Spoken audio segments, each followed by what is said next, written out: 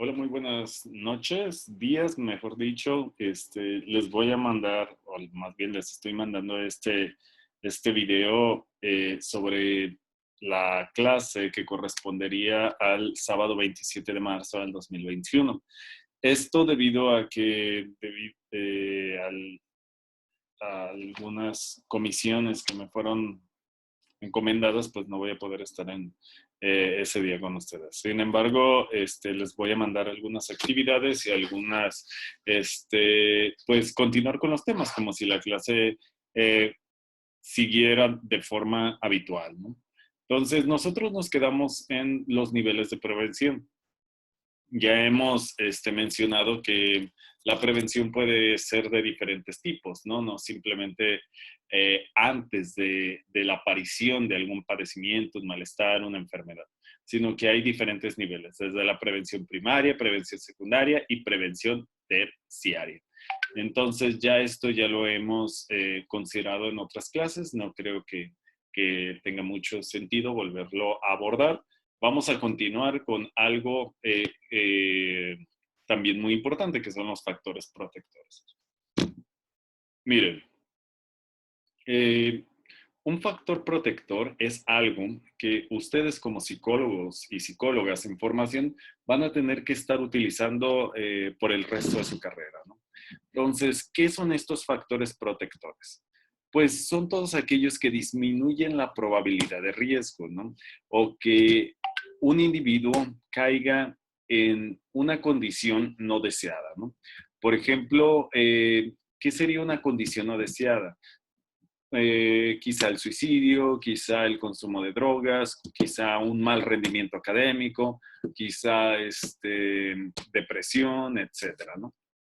Entonces los factores protectores van a ser todos aquellos que eviten que la persona caiga en estas situaciones, ¿no? ¿Cuáles son, les pregunto, los factores protectores que evitarían que una persona caiga en drogas, ¿no? Y esta es la base, fíjense bien, esto es sumamente importante porque es algo en lo que ustedes pudieran participar ya en la vida profesional para crear algunas políticas públicas, algunos programas de intervención, algún proyecto de divulgación, etcétera, ¿no? Entonces, ustedes van a trabajar con factores protectores porque hay evidencia empírica, científica, que demuestra que si estos factores protectores se trabajan o son desarrollados por una población en particular, pues la persona, el individuo, va a tener menos probabilidad de riesgo de caer en alguna cuestión no deseada, como es el caso del consumo de drogas. Entonces, esto es sumamente importante, hay que tenerlo en cuenta, hay que estarlo considerando, porque como les digo y les repito, los factores protectores van a ser pan de cada día de la labor de un psicólogo social, un psicólogo comunitario, por ejemplo, incluso de psicólogos organizacionales. Entonces, esos factores protectores pueden estar en el área de la salud, educación, vivienda, afecto, conductas sanas y saludables, ¿no? Un factor protector puede ser en la práctica de los deportes, porque se supone o se tiene al menos registrado que una persona que practica deporte pues estaría alejado o alejada del consumo de drogas, por ejemplo, o de la depresión o del aislamiento social, ¿verdad? Entonces, esto es en lo que deberían de trabajar. Entonces, identificar un factor protector, pero bueno, antes se tiene que identificar cuál es la problemática y evitar que esta problemática empeore, ¿no? Hay diferentes tipos de factores protectores. Hay algunos que son materiales o naturales. Hay algunos que son de orden social o inmaterial, ¿no? Entonces, ¿cuáles son estos factores protectores materiales o naturales? Pues todo aquello que tenga que ver con cuestiones físicas objetivas, como la vestimenta, la vivienda, el desarrollo de actividades laborales, entre otras cosas, ¿no? Pero también tenemos algunos otros factores protectores de orden social o inmaterial, como la calidad de las relaciones, experiencias, así como aspectos decisivos de la vida cotidiana. Entonces, el afecto, por ejemplo, la comunicación, ¿no? Entonces, si, por ejemplo, en una familia hay buena comunicación, hay buen intercambio de experiencias, confianza, etcétera, obviamente eso es un factor protector para que los hijos, en este caso, los miembros de la familia, no caigan en algún tipo de conducta no deseada, ¿no? Desde la depresión hasta el consumo de drogas, entre otras cosas, lo que se les pueda ocurrir, ¿no? Entonces, estos tipos de factores protectores van a ser la base para nosotros trabajar como psicólogos. Veamos qué más hay. Es muy importante considerar la atención primaria de la salud. Entonces, esto es un paradigma que surgió hace años, en 1978, básicamente, en Alma-Ata, Kazajstán. En este lugar hubo una conferencia muy importante, ¿no? En el cual se trataba de superar los modelos biomédicos, es decir, que se centraban en la enfermedad y que garantizaban o le daban prioridad a los servicios curativos, que a la vez son caros, ¿no? Entonces, es muy importante hacer otro tipo de intervenciones, ¿no? ¿Qué es lo que pasa? ¿Cuál es el problema? Que nosotros nos estamos enfocando en, en, en la salud, o cuando se nos habla de inversión en la salud, pensamos en hospitales, en centros médicos, en material médico, medicinas, etcétera. Sin embargo, la salud debería de ser vista desde esta perspectiva de alma ata, desde una perspectiva más amplia. Es decir, ¿qué mejor que prevenir? El problema de la prevención es que nunca sabemos cuánto dinero nos hemos ahorrado o ese dinero que está evitando que suceda, ¿no? Entonces, simplemente por eso se hacen estudios para identificar cuál es el alcance de la prevención, ¿verdad? La prevención no es tan popular entre, por ejemplo, los tomadores de decisiones porque no es observable. ¿Cómo te vas a tomar una foto o cómo vas a presumir la atención primaria de la salud? Es menos impactante que, por ejemplo, presumir un hospital, ¿verdad? Entonces, sin embargo, pues ambas son importantes. No obstante, a la atención primaria de la salud no se le ha dado la importancia que merece, ¿verdad? Entonces, es una de las cosas, de los problemas más grandes que se ha tenido en relación a esta situación de la atención a la salud. Entonces, este cambio de paradigma debe empezar desde los profesionales de la salud.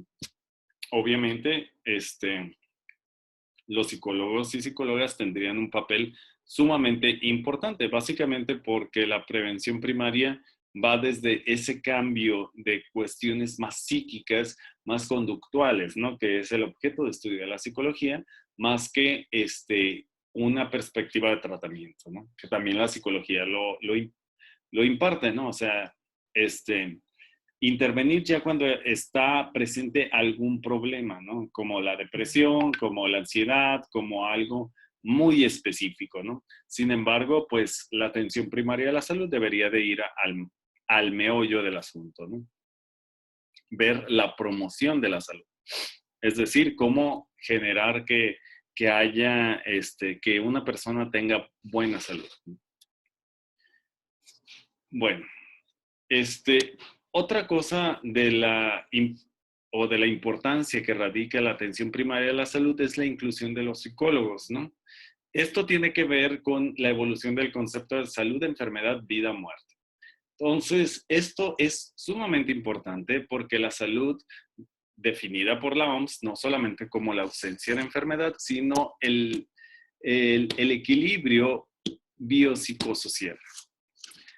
La parte biológica, la parte psicológica y la parte social son sumamente importantes para esta atención primaria a la salud, ¿no? Estos conceptos de promoción de la salud, prevención de enfermedades, educación para la salud, son originarios de la psicología de la salud, y pasan a ser incorporados al trabajo del psicólogo, ¿verdad? Las reformas en varios países en sus planes de salud, pues los han incluido, ¿verdad? Sobre todo en estos países, pues, vanguardistas en cuanto a la atención de la salud, ¿no? Tratan de centrarse en esta promoción, tratan de centrarse en esta atención un tanto más primaria, no solamente en la corrección, no solamente en la cura, sino en el control o en la promoción de la salud. Y imagínense, por ejemplo, como su carro, ¿no? O un carro X.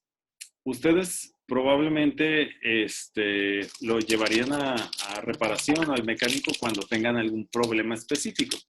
Sin embargo, pues qué mejor que tener buenas prácticas con el automóvil para que este carro pues no presente en primer lugar daños significativos y que a ustedes les vaya a salir muy caro, ¿no? Simplemente pues tenemos que evitar esa situación. Bueno, la promoción de la salud se debe de conocer como el proceso que proporciona a los individuos y las comunidades los medios necesarios para ejercer un mayor control sobre su propia salud y así poder mejorarla. Esto es muy importante. Cuando ustedes se involucran con una comunidad, hay que conocerla primero. Hay que hacer un estudio muy profundo de acerca de cómo está funcionando esta comunidad y cómo nosotros podemos intervenir con ellos, ¿no? Hay que favorecer los ambientes y entornos saludables, pero hay que conocer la idiosincrasia de las personas, ¿no? Las creencias que ellos constituyen como ejes importantes de su sociedad. Un error que cometen muchos especialistas, ¿no? Relacionadas con el trabajo de campo, el trabajo social, es que tratar a las otras personas como ignorantes, ¿no? Esa es una total equivocación. Obviamente no lo son. Se trata de personas que están adaptadas a ciertas condiciones socioambientales, ¿no? Entonces, estas personas, pues seguramente no están reaccionando como nosotros esperaríamos que lo hicieran, ¿no? O como esperaríamos que alguien como nosotros lo hiciéramos. Desde esta perspectiva, pues ya estamos cometiendo un grave error. Entonces, nosotros no debemos de juzgar la idiosincrasia de las personas o cómo lo están concebiendo, ¿no? Necesitamos entenderla primero. Para vida de esto, vamos a utilizar la participación social, ¿no? Y a través de esa participación social, ahora vamos a analizar y generar los estilos de vida saludables que están acompañados o que van a acompañar a la sociedad o al grupo en el que estamos interviniendo. Entonces, en resumidas cuentas, la prevención se va a enfocar en el énfasis de los factores de riesgo, es decir, todos aquellos que están encadenados a generar una problemática, ¿no? Entonces, los factores protectores son los que evitarían la problemática, se anteceden a la problemática y los factores de riesgo son los que los propiciarían, ¿no? Por ejemplo, en el consumo de drogas, ¿cuáles serían, no? Por ejemplo, una disfunción familiar, digamos que un consumo común en la zona donde vive la persona, ¿verdad? Entonces, estas serían como situaciones riesgosas para que un joven, un adolescente cayera en este tipo de conductas no deseadas. Entonces, hay que diferenciar en esta prevención de la enfermedad y la promoción de la salud. Hay que enfocarnos más en la salud más que en la enfermedad, ¿no? Entonces, hay que hacer todavía un análisis muy minucioso acerca de estas situaciones de salud-enfermedad. Les voy a compartir algunos videos que espero, bueno, que tienen que ver junto con este video que les voy a enviar acerca de la prevención, la promoción de la salud, la atención primaria de la salud y sobre todo sobre Alma Ata, ¿verdad? Y el Congreso de Ottawa también, que consolidaron estas concepciones importantes acerca de la salud. Es muy importante dentro de esto, también ver el concepto de emoción. Emoción, recordarán que es una de las 5 funciones primarias de la mente, ¿verdad? Los procesos cognitivos. Eso que siempre repetimos, que es el estudio de la psicología, o el objeto de estudio de la psicología son los procesos mentales y la conducta. Y dentro de estos procesos mentales tenemos a la emoción, ¿no? Que Denise la define como una experiencia corporal viva, veraz, situada y transitoria que impregna el flujo de conciencia de una persona, que es percibida en el interior de y recorriendo el cuerpo, y que durante el transcurso de su vivencia sume a la persona y a sus acompañantes en una realidad nueva y transformada. La realidad de un mundo constituido por la experiencia emocional. Esto es muy importante, ¿verdad? La emoción es una sensación corporal intensa que nosotros identificamos como respuesta a un estímulo ambiental determinado, ¿no? Y que generalmente nosotros hemos aprendido a reaccionar de esta forma o incluso de forma innata, ¿no? Es importante considerar que las emociones generan una realidad nueva para el individuo que las está viviendo, ¿no? La tristeza, la alegría, el enojo, el asco, son algunos de estos ejemplos, o el miedo, ¿verdad? Entonces, transforman a la persona en un ser totalmente distinto, ¿no? Las emociones entonces nos pueden empezar a gobernar. Nosotros generamos como una línea base de nuestra personalidad, pero a través de las emociones las podemos estar manifestando de diferentes maneras, ¿no?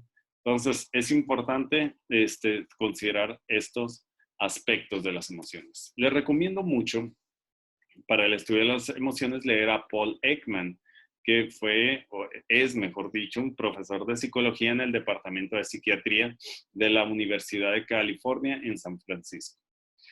Este autor pues tiene algunas obras, uno muy importante es Unmasking the Face, o Desmascarando la cara, ¿verdad?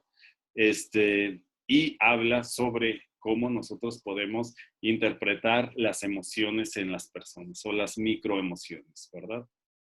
Entonces, esto es muy importante porque él trató de sacar o de abstraer lo que significaba una emoción, ¿no? Para ello se fue a Papúa Nueva Guinea, un lugar muy aislado que no tiene influencia de otras culturas, entonces quería buscar la universalidad de las emociones. Y pues ya encontró 6 básicas, ¿no? Que es la felicidad, la tristeza, la sorpresa, el miedo, el enojo y el asco.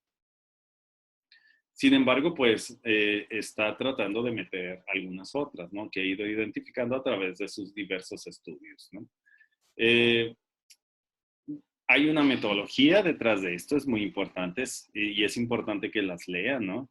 Y que las analicen, el caso de Paul Ekman, ¿no? Una de las preguntas que él se quería resolver es que si estas expresiones faciales son universales, que son compartidas por personas de todo el mundo, ¿no? Sin embargo, pues esto es sumamente complicado, pero logró sacar algunas conclusiones, ¿verdad? Como ven, aquí el miedo, el disgusto, la felicidad, el enojo, más o menos se correlacionaron en diferentes países, como los Estados Unidos, Brasil, Chile, Argentina y Japón. Ok, bueno, aquí vienen algunas otras imágenes, entre otros. Aquí, pues, Paul Ekman lo que trató de conseguir o de crear fue un atlas de la cara, del rostro, ¿verdad? Entonces, con ello, pues ya tener algunas referencias. Bueno, hasta el momento hemos revisado, vimos 2 temas muy amplios, ¿no? O muy importantes, que es la promoción de la salud y las emociones, ¿no? Entonces, de favor, pues hay que trabajar con mapas conceptuales para presentarse al final de la parcial y también, pues sigan trabajando en su video, ¿no? Les voy a pasar algunos videos que van a acompañar a esta presentación, ¿no? Entonces, gracias por su atención. Nos estamos viendo pronto. Ujú.